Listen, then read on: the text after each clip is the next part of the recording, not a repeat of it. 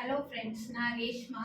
இப்போ நடந்து முடிஞ்ச குரூப் 4ல கவுன்சிலிங் போய் நான் ஸ்கூல் எஜுகேஷன் டிபார்ட்மெண்ட் சூஸ் பண்ணியிருக்கேன். என்னோட ஜேர்னி எப்படி இருந்துங்கிறத உங்கள்கிட்ட ஷேர் பண்ண போகிறேன். நான் ஆக்சுவலாக படித்தது ஃபுல்லாகவே புக்ஸ் தான். ஏன்னா எங்கள் இன்ஸ்டியூட்டில் என்ன பண்ணாங்கன்னா, சென்னை கோச்சிங் சென்டரில் ஃபுல்லாகவே சிலபஸ் வைஸ் எங்களுக்கு புக்ஸ் வைஸ் கொடுத்துட்டாங்க. ஸோ என்னென்ன படிக்கணும் அப்படிங்கிறது வீக்லி எக்ஸாமுக்காக கொடுத்துருவாங்க. ஸோ அதை அப்படியே படித்தது தான். எல்லாமே புக்ஸ் பார்த்து படித்தது தான். குரூப் 4னாலே நமக்கு 12th வரைக்கும் உள்ள எல்லாமே படிக்கணும். தமிழ் எல்லாமே ரொம்ப ஹார்ட் ஒர்க் பண்ணி தான் படிக்க வேண்டியது இருந்தது. ஏன்னா இன்ச் பை இன்ச் படிக்கணும். 6th to 12th new book, old book, advance Tamil எல்லாமே படிக்கணும். ஆனால் நம்ம திருப்பி படிக்கும்போது லாஸ்ட் டைமில் நமக்கு கடைசி கட்டத்தில் வரும்போது ரொம்ப ஒன்றும் புதுசு மாதிரி இருக்காது.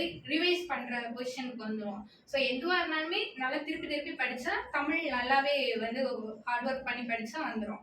அதே போல் தான் ஜிகேயும் கொடுத்த சிலபஸை ப்ராப்பராக படிச்சிடணும். இது வருமா அது வருமாங்கிறத யோசிக்காம மோஸ்ட்டாக ஓரளவுக்கு இருக்கிறத படிச்சிட்டோன்னா நமக்கு எது வந்தாலுமே ஓரளவுக்கு அட்டென்ட் பண்ணலாம். லாஸ்ட்ல ரிவைஸ் பண்ணலன்னா கூட நம்ம முன்னாடி படிச்ச அந்த கான்செப்ட் வச்சு கூட எழுதிடலாம்.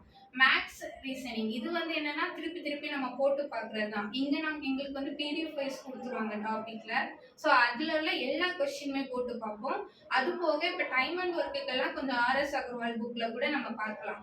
அதே மாதிரி எதுக்குனாலுமே நம்ம ஆர்எஸ் அகர்வால் புக்கை இது பண்ணலாம். ஸோ எதுவாக இருந்தாலும் நிறைய செஞ்சு பார்க்கறது தான்.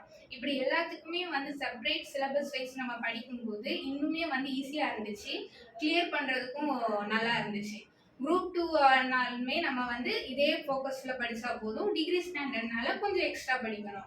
பாலிட்டிக்கெல்லாம் லக்ஷ்மிகாந்த் புக் ரெஃபர் பண்ணலாம். எதுவாக இருந்தாலும் பேசிக்கும் கொஞ்சம் தெரிஞ்சுக்கிட்டு அது போக புக்ஸ்லேயே நம்ம படிக்கும்போது ஸ்கூல் புக்ஸ் பார்த்தோன்னா இன்னுமே ஈஸியாக இருக்கும். இவ்வளோ தான் என்னுடைய ஸ்ட்ராட்டஜியாக இருந்துச்சு. ஸோ இது உங்களுக்கு யூஸ்ஃபுல்லாக இருக்கும்னு நினைக்கிறேன்.